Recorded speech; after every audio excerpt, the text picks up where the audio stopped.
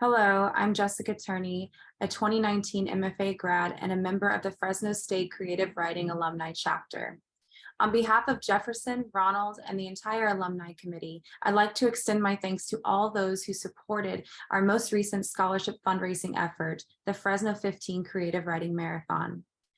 This year, for the marathon's fourth installment, we are happy to report that we received 46 gifts, raising $4,060 in contributions to the new Larry Levis Memorial Scholarship.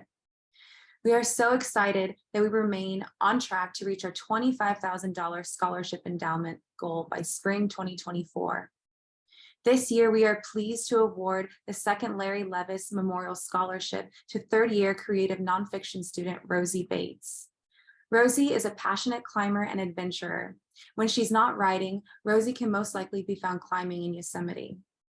She recently published an essay in Alpinist magazine, and she serves as a managing editor of the Normal School magazine. As a thank you to everyone in the Fresno writing community who has played a part in building the Levis Scholarship and supporting the next generation of Fresno writers, we'd like to introduce you to Rosie, who will share one of her recent works. Please welcome Rosie. My name is Rosie Bates, and I am a third-year nonfiction candidate here at Fresno State. As a recipient of the Larry Levis Scholarship, I wanted to take a moment to thank all of the supporters of this award.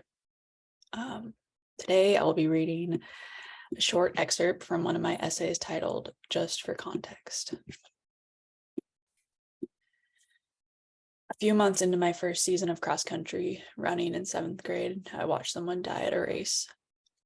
I sat with my teammates as the ambulance crew tried to revive her in the rain on the turf.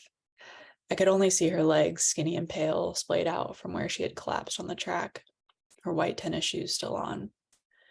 I saw her picture that night on the news. Her name was Meredy. She had brown hair and brown eyes.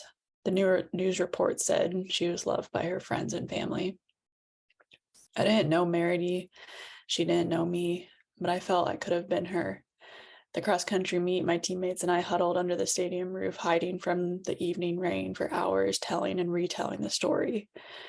She collapsed before the finish line. No, I think it was after. Did you see the coaches rush to her body?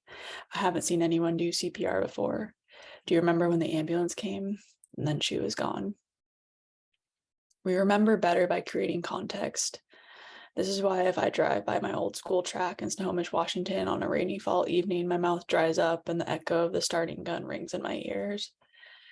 I see a crowd of coaches and parents circled around Meredy on the turf at the finish line, and a shiver reverberates through my body. Snohomish, rain, track, Meredy. I don't actually know if it was raining, though. Most of my memories of running cross country in the autumn are seemingly inseparable from the short, gloomy, wet days that signified the beginning of the long Pacific Northwest winters. I never questioned that detail or the other details for that matter. The damp darkness that scaffolds my memory of that day, in fact, embodies perfectly the uncontrollable, shadowy dread I still feel each time I remember that race. After Meredy's death, something in me changed.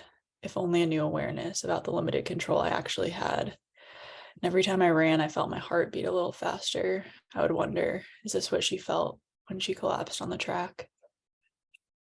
I couldn't stop replaying that night in my head until I quit cross country. My dance teacher, Mr. Jordan, died the year after Meredy. His obituary said he had a massive heart attack while he was taking a dance student home after a benefits performance in Snohomish. It was Sunday morning when Dad told me the news at our butcher block kitchen table. I was eating Rice Krispies, or maybe it was Honey Nut Cheerios, when Dad told me. My eyes welled up. Maybe it was a joke, I thought at first. I'd seen Mr. Jordan last week. My friends' parents used to comment about how healthy he seemed, but Dad had tears in his eyes. The year after Mr. Jordan's death, I'd mostly stopped dancing. No dancer could replace him, I claimed. Soon after I officially quit, Dad took me on my first outdoor climbing trip to Slippery Slab Tower, one of the granite protrusions scattered in the Cascades. We hiked about 6 miles to reach the route, a distance that to my 15-year-old self was not ideal. At the base, Dad took the time to explain the technicalities of outdoor rock climbing, how to manage rope systems, how to place gear in rock cracks that would serve as protection for a fall, and how to understand nuances of route finding by looking at a topographical map. This experience wasn't going to be anything like the physical gymnastic ascents I'd been perfecting in the gym after joining the local climbing team. Outside, the list of unpredictable variables, weather, rockfall, gear failure, foot slips, animals getting off route, expanded exponentially with every meter climbed away from solid ground. In my memory, Slippery Slab Tower is a massive, imposing granite spire, something comparable to one of the features found in Yosemite. In reality, the route is essentially a scramble, navigating through loose and blocky granite, something that I could probably do now without a rope. At the time, I felt that climbing outside was the next step towards legitimizing myself as a true climber. Perhaps this is where the story started, or the desire to tell a story. I felt I needed permission to assume the coveted identity of climber, as if being granted this label would make me feel more certain or calm the anxiety that was beginning to emerge in my mind. Maybe I thought that climbing would provide me with a way to explain all my incoherent fears and transcend those feelings. Or maybe I merely felt that it would make existing in my teenage body easier. After a year of competition, I'd concluded that mine was not yet the lean, muscular type that seemed ideal for standing on a podium. And I'd learned that my weight, at least, was something I could control. At a belay midway up the tower, Dad said that he was going to push off a loose rock. It was going to fall soon anyway.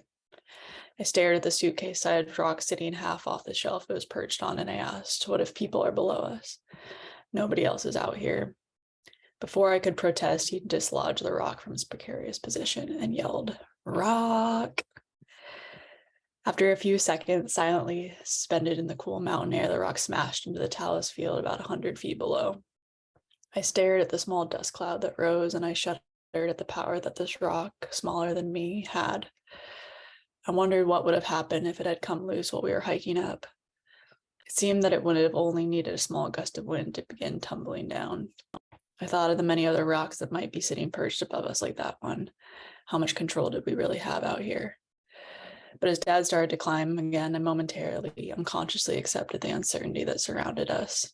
All I had the power to do was to stand and listen to the predictable cadence of my breath, to feel the beating of my heart, and the wind whistling through the trees below, and the low rumbling of my hungry stomach, and to notice the tightness of my toes shoved in my shoes.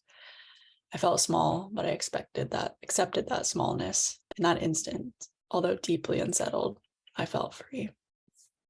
Thank you.